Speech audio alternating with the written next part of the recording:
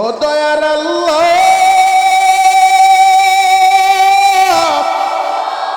আমি গুনার বোঝা মাথায় লইয়া আজকে জানুয়ারির 3 তারিখ মাহফিলে আইছি। 25 সাল তো বিদায় নিয়ে চলে গেছে, আর জিন্দেগিতে কোনোদিন আমার লাইফে 25 সাল আসবে না। এই 25 পর্যন্ত যত গুনাহ আমি করছি, আল্লাহ তুমি দাও না আমারে মাফ কইরা। তুমি যদি ডাকার মতো ডাক দিতে পারো, ও আমার যুবক ভাইরা, ও আমার দাড়ি পাকা বাবাজিরা, আমার আল্লাহ এখনই তোমারে মাফ করে দিবে। আমার আল্লাহ তোমার জীবনের গুনাহগুলো জড়ায় দিবে। যুবক রে, আমার আল্লাহ কেমন জানো? জ্বলন্ত একটা প্রমাণ আমি তোমাদের সামনে তুলে ধরব, এরপরে আমি আমার মূল আলোচনার দিকে আসবো বাবা, যাতে আপনাদের বুঝতে সহজ হয়। জামানার পয়গম্বর মুসা ওই বনি ইসরাইলের জামানায় আমার আল্লাহ রহমতের বৃষ্টি বন্ধ করে দিছে। বৃষ্টি যখন বন্ধ হয়ে গেছে, জমিনটা ফেটে চৌচির হয়ে গেছে, ফসলগুলা সব মরে যাচ্ছে, গাছপালা তরুলতা মরে যাচ্ছে, আহারে পশু পাখির জিহ্বা বের হয়ে যায়। পানি নাই, পানি নাই, রহমতের বৃষ্টি নাই। ও যুবক ভাইরা রে, অতিবৃষ্টি অনাবৃষ্টি এগুলা সব হলো বান্দার পাপের ফসল, এগুলা সব হলো বান্দার হাতের কামাই। আমি বলি নাই, আমার মাওলা জানায় দেয়, জহরাল ফাসাদু ফিল বাররি ওয়াল বাহর বিমা কাসাবাত আইদিন নাস।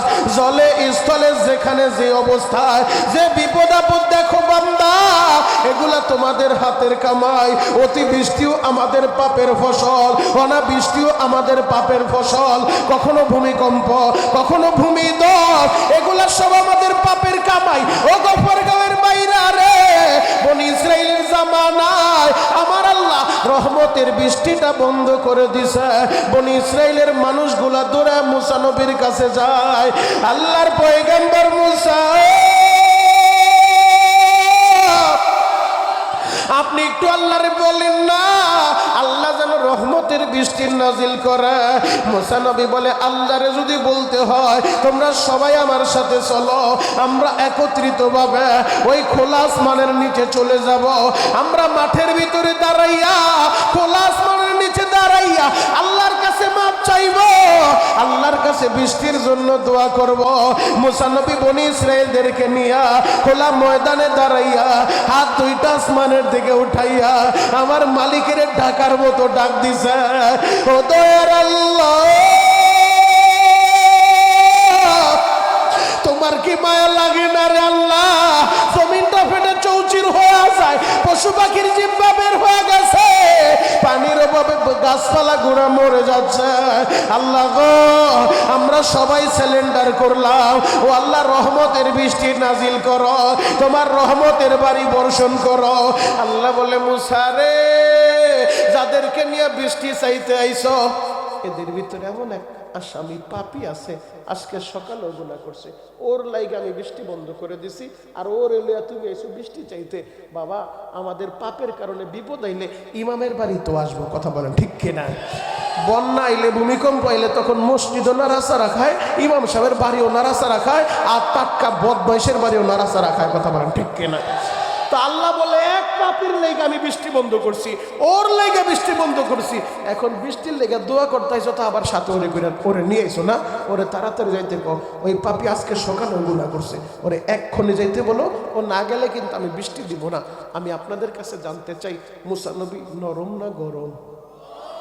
আসতে বলেন, আরো আসতে বলেন, নরম না গরম? এমন গরমের গরম, ওরে বাবা রে বাবা, আজরাইল একবার সিঙ্গেল থাপ্পড় মারছে, এই সিঙ্গেল থাপ্পড়ে আজরাইলের চৌকেরটা বাইর করে দিছে। সুবহানাল্লাহ বলবেন না? আরো জোরে বলেন সুবহানাল্লাহ। একবারে চোখ বাইর করে হাতে ধরায় দিছে সেই নবী মুসা। আরেকবার সিগন্যাল একটা থাপ্পড় মারছিল ওই ফেরাউনের বাড়ির বাবুর সিরে, এক থাপ্পড়ে জায়গায় ডেড হয়ে গেছে, এলাকা সাইরে। এরপরে তিনি হিজরত করে আরেক এলাকায় গেছে। যুবক পায়ে হাত রেখা বলে যাই, সেই মুসা নবী দাঁড়ায় ধমক দেয়া বলছে, এই কে আছো পাপী, আজকে সকালেও গুনাহ করছো, ওঠো, তুমি তাড়াতাড়ি যাও, তুমি না গেলে আল্লাহ বৃষ্টি দিব না। আমি আপনাদের কাছে জানতে চাই, এই যে আমারে বয়ান করতে বসাইছেন, এখন আমি 10 মিনিট টাইম দিয়েছিলাম, যুবকগুলা দোকানপাট সাইরা পাগলের মতো ছুটাইছে। এখন যদি আমি বলি এই জায়গায় নামাজ পড়েন নাই, কে সারের নামাজ, দাঁড়ায় আপনি গেটের বাইরে যান। তাহলে ওই যুবকটা বলবো, হুজুর আগে যদি জানতাম আপনি আমাদের সবার সামনে অপমান করবেন, আমি মসজিদে ঢুকতাম না। হয়তো আপনার বয়ান ভালো লাগলে রাস্তায় দাঁড়ায় শুনতাম, রাস্তায় মাইক দিছে ওই জায়গায় দাঁড়ায় শুনতাম। আপনি আমার এত সুন্দর দোয়া কইরা ভিতরে ঢুকায়া এখন সবার সামনে আমার অপমান করলেন, আগে জানলে আমি আসতাম না। এখন যে পাপী দোয়া করতে আইছে বৃষ্টির জন্য বনি ইসরাইলের, ওই পাপীও তো বিপদে পড়ে গেছে, এখন না পারে উঠা যাইতে, উঠা গেলে সবাই থুতু মারবো আর বলবো, ও তুমি এই কাম করছো, তোমার কারণে বৃষ্টি বন্ধ হয়েছে না, এতগুলা মানুষের তুমি কষ্ট দিছো, ওরে সবাই এমনি মাইরা ফেলবো।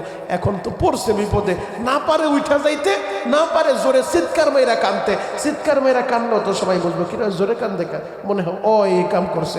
এখন বিপদে পড়ছে কি পড়ে নাই, জোরে বলে।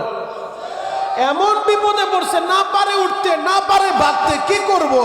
মাথাটা নিচের দিকে দিয়া ওই আল্লাহর বান্দা মালিকের সাথে টেলিফোনে গোপনে কথা বলে, রে বাবা আমার মাওলা এমন মাওলা, আমার আল্লাহ বলে উদউনি আস্তাজিব লাকুম, এ বান্দা আমার শুধু ডাক দিবি, আমারে ডাকটা দিতে দেরি, আমি ডাকের জবাব দিতে দেরি করব না। আল্লাহর বান্দা মাথাটা নিচের দিকে দিয়া আমার মালিকের তো ডাক দিছে, বাবা ও দয়ার আল্লাহ আমি বড় পাপী, তুমি জানো রে আল্লাহ, আজকে সকালবেলাও আমি গুনাহ করছি, কিন্তু আমার নামটা তুমি মুসা নবীরে বলো নাই, যদি নামটা বলতা অবশ্যই মুসা নবী নাম দইরাই ডাক দিত, তার মানে তুমি নামটা মুসা নবীরে এখনো জানাও নাই, তুমি আমার গুনার কথাটা গোপন রাখছো, আমার গুনাহটা ঢাইকা রাখছো। ও দয়ার আল্লাহ আমি তোমার কাছে মাপ চাই রে আল্লাহ, আমি যে চিৎকার মেরে কানবো সেটাও পারতেছি না, আমি কেমনে তোমারে বুঝায় বলবো আল্লাহ গো, আমি জোরে কানলে আশেপাশের ভাই বেরাদার বুঝে ফেলবে, আমি গোপনে গোপনে তোমারে ডাক দিলাম, তুমি ফিরা দিও না, তুমি যদি আমারে মাফ কইরা দাও আমি আর জীবনে গুনাহ করব না রে আল্লাহ, আমি আর জীবনে পাপের ধারেও যাব না, আল্লাহ তুমি আমারে দাও না মাফ কইরা। গফার গাঁয়ের বাইরা রে, আমি আপনাদের সবাইকে 1 মিনিট টাইম দিব বাবা, পর্দার আড়ালে যেই মা বোনরা আমার বয়ান শুনতেছেন, ও আমার মায়েরা, ও আমার বোনেরা, আমি শরীয়তপুরি 1 মিনিট সময় আপনাদের সবাইকে দিব, 1টা মিনিটে একটু নিজের জীবনের হিসাব মিলাইবেন। কারো বয়স হয়েছে 30 বছর, কারো হয়েছে 50 বছর, কারো হয়েছে 70 বছর, কারো হয়েছে 20 বছর, এই ছোট্ট জীবনের একটু ক্যালকুলেশন করেন, হিসাব মিলে নিজেই বিচারক হয়ে যান, নিজেই নিজের বিচারটা করবেন। মাথাটা নিচের দিকে দিয়া চোখটা বন্ধ কইরা একটু হিসাব মিলে নেন রে বাবা, আপনার এই ছোট্ট জীবনে এমন বহুত গুনাহ আপনি করে বসে আছেন, যেই গুনার কথা আপনার মায়ে জানে না, যেই গুনাহের কথা আপনার বাবায় জানে না। যুবক রে, তোমার গুনার কথা তোমার বাবায় যদি জানতো, তেজপুত্র করে বাড়ি থেকে বের করে দিত। ও দাড়ি পাকা আব্বা জানেরা, আপনার গুনার কথা আমার আল্লাহ যদি আপনার সন্তানদেরকে জানা দিত, ওরা কেউ আপনারে বাপ বলে পরিচয় দিত না। ও এলাকার মাতুব্বর সাহেব, আপনি বড় মাতুব্বর, এই মাতুব্বরের গুনার কথা এলাকার মানুষের আল্লাহ জানায় দিতে, ওই এলাকার মানুষগুলা মাতুব্বরের সমাজ থেকে তাড়ায় দিত।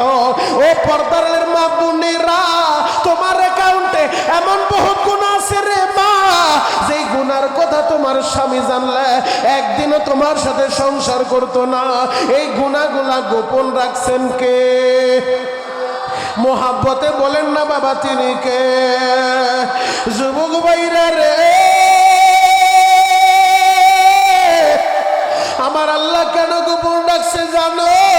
আমার আল্লাহর 99টা নাম আছে বাবা, আমার আল্লাহর একটা নাম হলো রহমান, আমার আল্লাহর একটা নাম হলো রহিম, আমার আল্লাহর একটা নাম হলো করিম, আমার আল্লাহর একটা নাম হলো আউয়াল, আমার আল্লাহর একটা নাম হলো আখির, আমার আল্লাহর একটা নাম হলো জোহর, আমার আল্লাহর একটা নাম হলো বাতিন।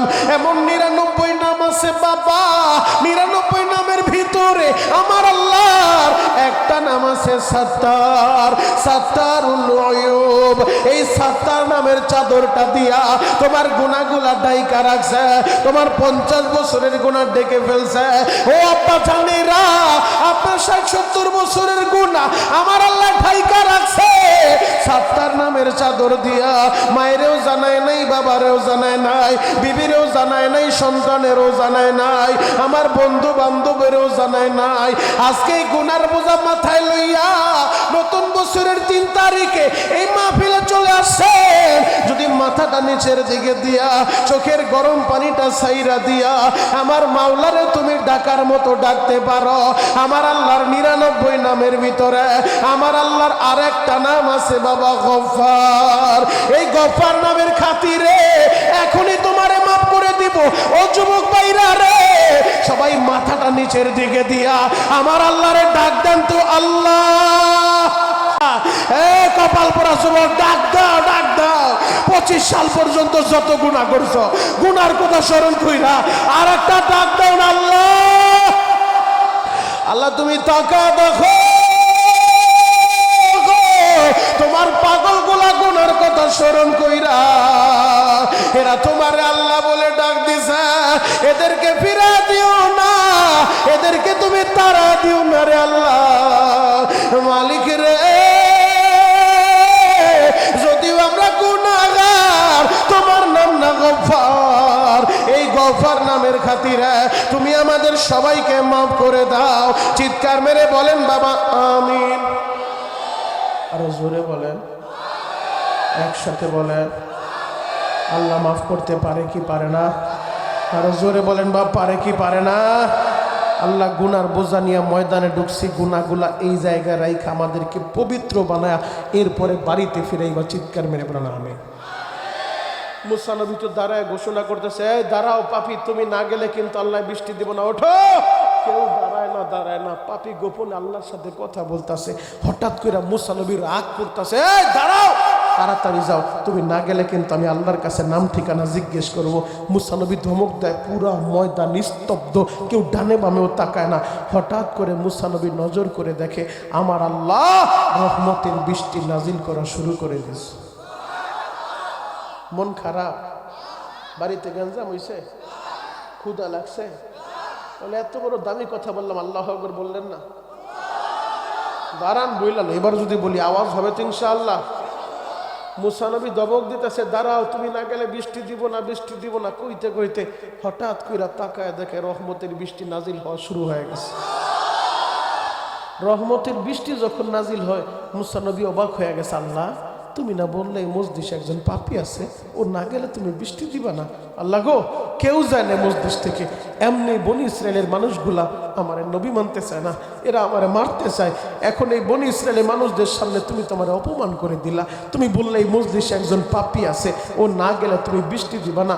আল্লাহ এই মজলিস থেকে কেউ যায় নাই।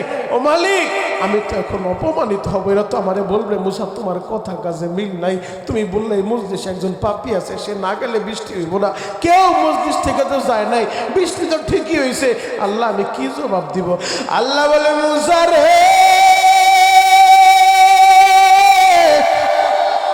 আমি আমার যেই পাপী বান্দার কারণে রহমতের বৃষ্টি বন্ধ করে দিছি, আমি আমার ওই গুনাহগার বান্দার কারণে আবার রহমতের বৃষ্টি নাজিল করছি।